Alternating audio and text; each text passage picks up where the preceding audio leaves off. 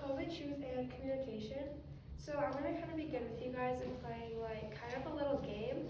And I'm gonna like put a few images up on the board, and then if you guys could just respond with basically just what you see in the image. Here's the first one. Excitement. Yeah, so obviously with like the big smile on her face, you can tell that she's probably excited or happy. And then here's the second. Disgust. Yeah, so obviously with like scrunched nose and like the gesture of her mouth, you can tell that she's probably disturbed or disgusted. And then the third one.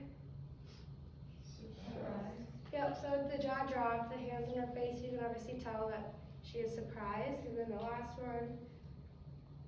Angry. Yep, so obviously just with her whole face, you can kind of tell that she's probably angry. So when I showed you guys these images, you guys were all able to respond back to me and how you guys felt these people were feeling.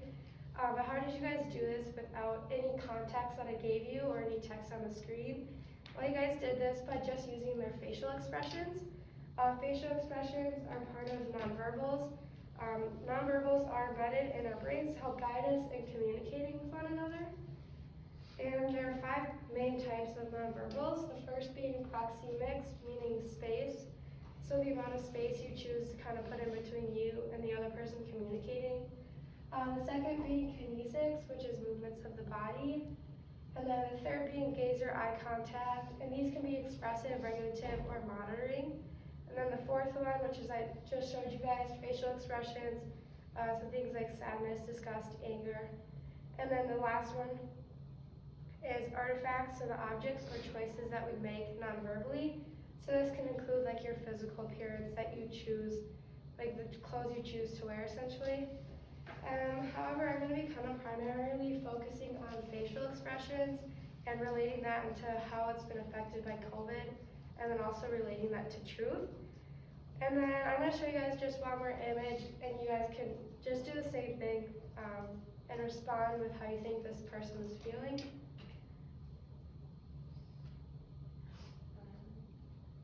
Yeah, most of your faces, I can tell you don't really know, and you can't really tell because half her face is covered, so you don't really know if she's smiling under there. She could be frowning, she could be in fear, but you can't tell when her face is covered up.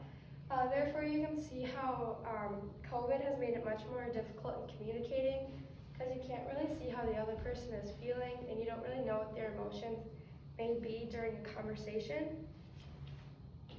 So I'm going to first just touch on what facial expressions really are. So they play a key role in communicating, and they really just help us relay each other's emotions across from the person you're communicating with.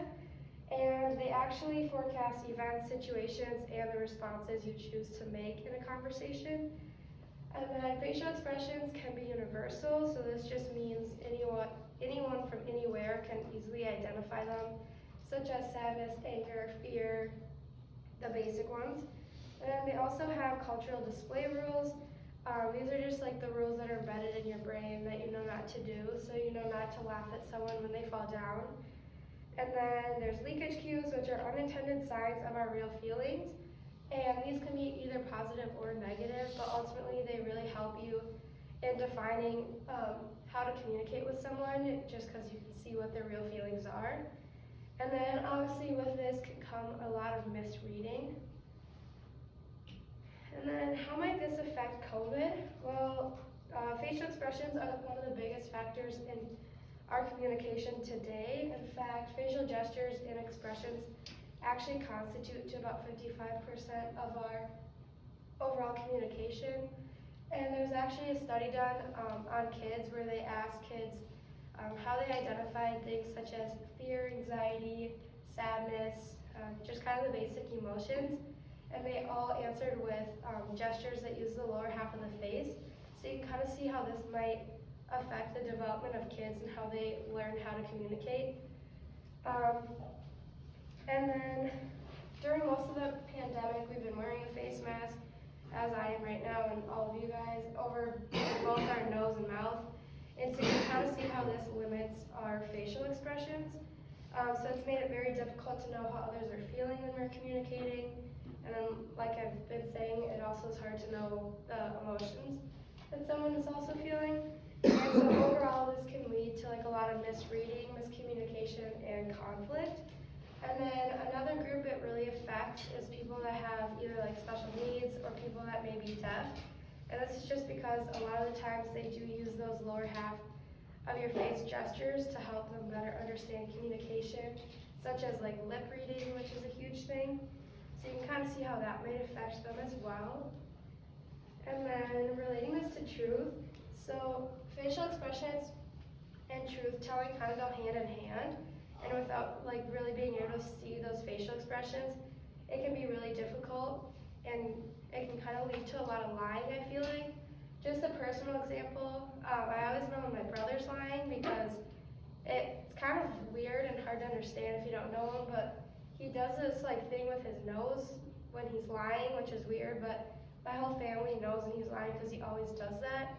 So you can kind of see how a face mask covering that up kind of takes that away and can kind of bend the truth, because how do you know the truth if you can only see someone's eyes?